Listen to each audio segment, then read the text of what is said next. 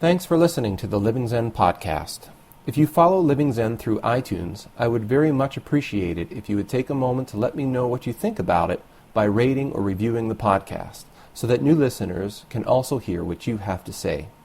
Thank you for your time and for your support. Looking at the room this evening, I imagine a large cookie sheet, the size of the whole room, onto which some gigantic cookie dough batter syringe has blorped out 19 blobs of primordial stardust and other constituents. Cookie dough blobs. One over here for Jikijitsu, for Joko, and down the line. And then this cookie sheet has been taken and carefully slid into this interfaith chapel oven. The oven door is closed, and we sit here together and bake.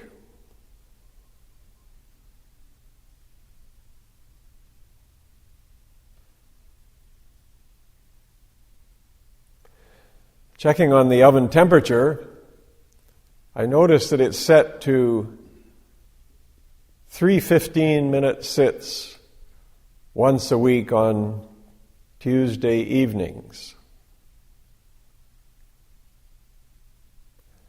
This is a slow oven.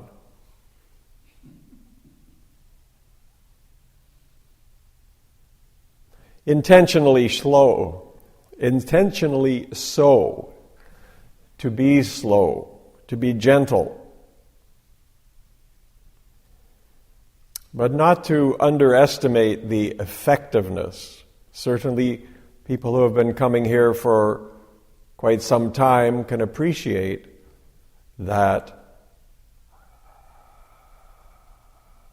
having a regular, predictable, reliable, if slow, way of maturing practice is very powerful.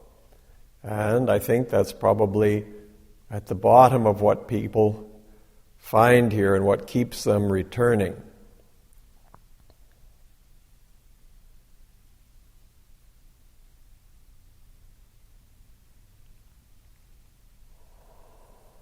We set the temperature low so as to make it available for everyone, accessible, so that for the first time or the second time, you can come here and feel comfortable, feel the power a bit, get a sense of this practice, but not be overwhelmed by the intensity of it.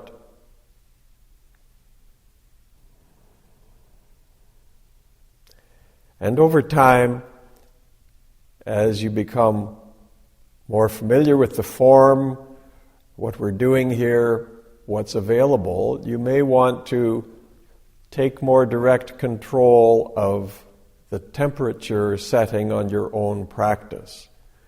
We each get to determine this according to our situation, our aspiration level, you could say.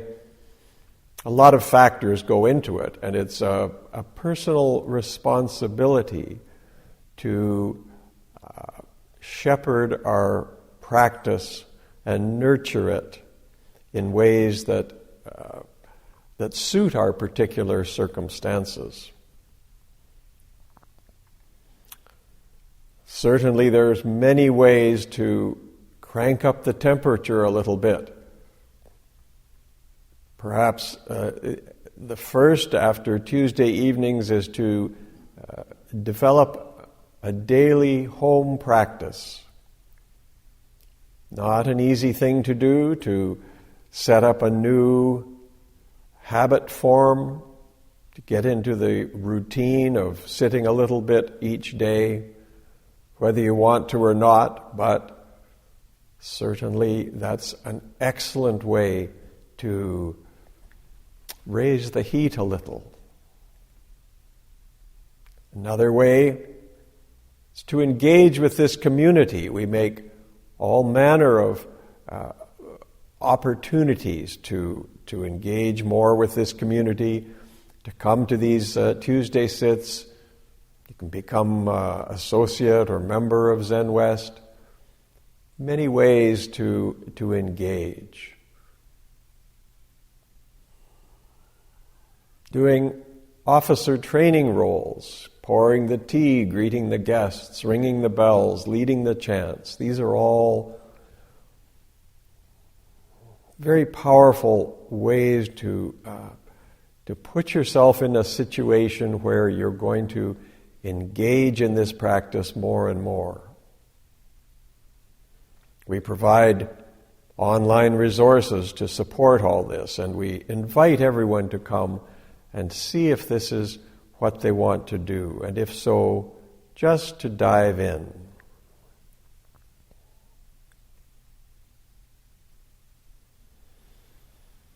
And if you choose to become a member or an associate, there's the opportunity for other sits. We do weekly sits and Sunday of various flavors, and we do intensive practice.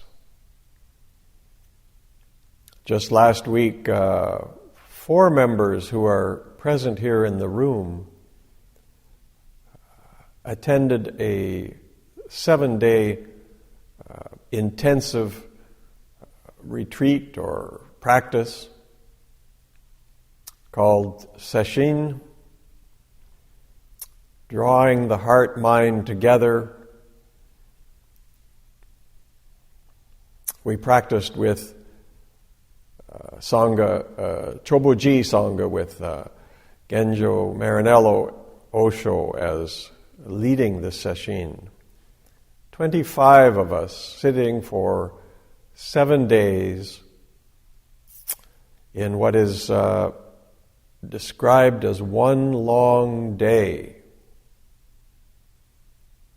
At our Tuesday practice here, we play the Han, the wooden block. We strike it with a characteristic pattern at the beginning and at the end of our sit. This brackets the sit. For this sesshin, called Rohatsu Sesshin, the sesshin that commemorates the historical Buddha's awakening, the 7 days are considered one long day. The Han is played on the first evening as we start out, and then not again until the final day. One long day of practice extending through the day, through the night, the next day, and so on. For those of you who haven't had the opportunity, we do activities similar to here on Tuesday, that is to say, sitting meditation, walking meditation, chanting, Dharma talks, also 3 opportunities per day for an interview with the teacher. The formal schedule goes from a wake up at 4 a.m.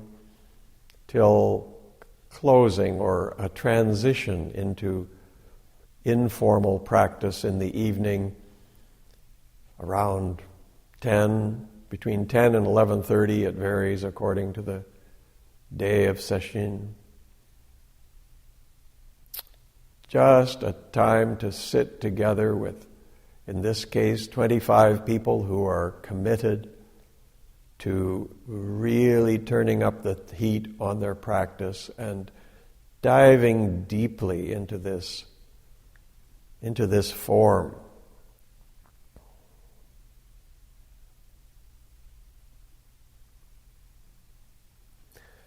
It's possible to benefit from the sesshin even if you do not attend.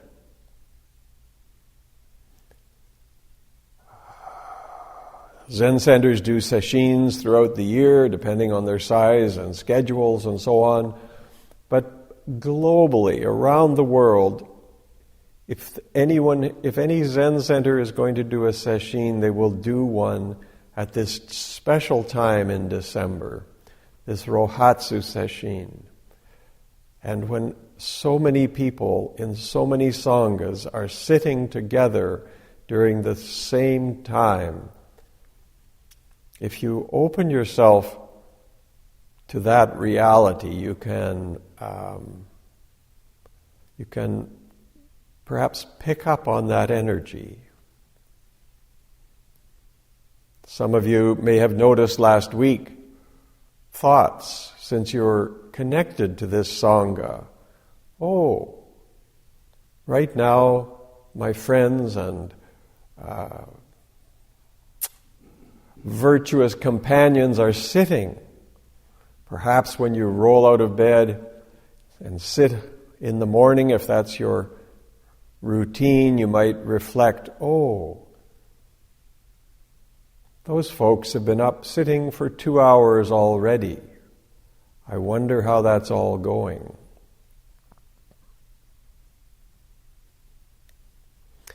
The first time I really experienced a Sangha connection like this was some years ago. I was a member of the Toronto Zen Center, and at that time, for several years, while I was living here in BC, my habit was to go back east and visit with my parents in Toronto, attend a Rohatsu sesshin with the Toronto Zen Center, and visit with my parents for a week or so, make a bit of a holiday of it,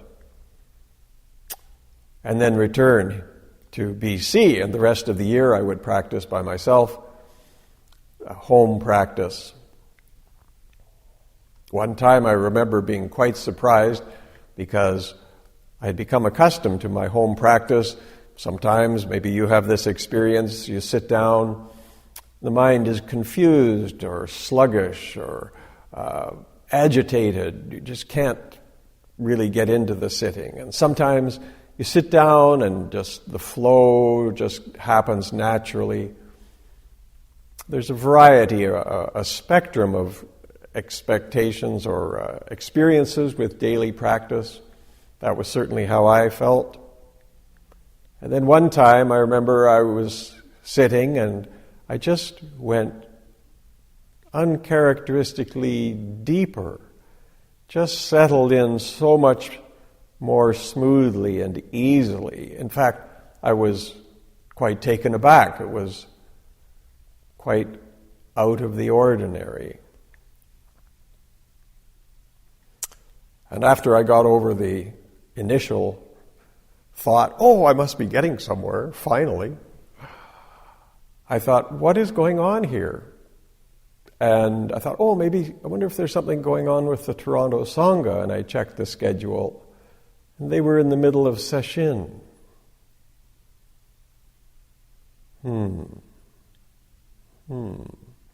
Not to be too woo-woo about it, but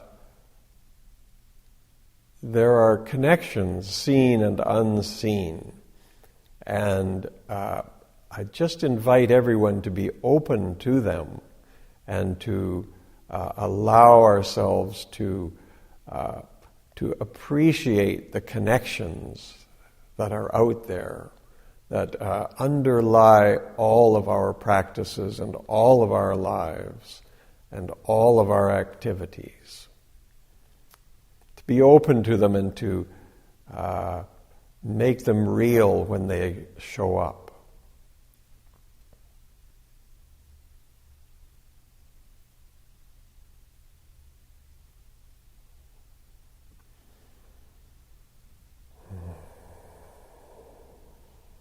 So we've been away doing intensive practice, and I'm happy to be back. I found it quite refreshing, arduous, challenging, fulfilling, a chance to once again bump into and explore some of the underlying depths of my being in a supportive, safe place.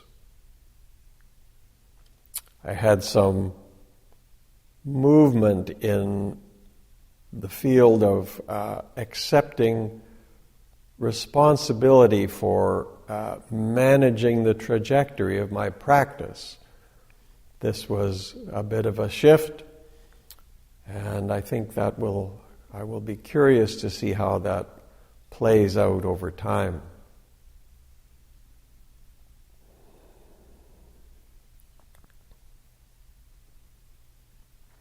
And now back again, happy to be engaged again with my home community and to appreciate once again what I'm up to in this practice, to support everyone, all beings. As Genjo says, all beings, great and small, animate and inanimate. This great vow to be of benefit, to have this as the prime motivator in my practice, to be reminded of this, to have it uncovered, to see it a little more clearly, and to reflect it in my activities here at home. So I'm delighted to be back and to be sitting with you all.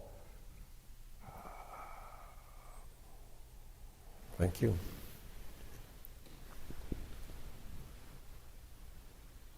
Thanks for listening to the Living Zen podcast.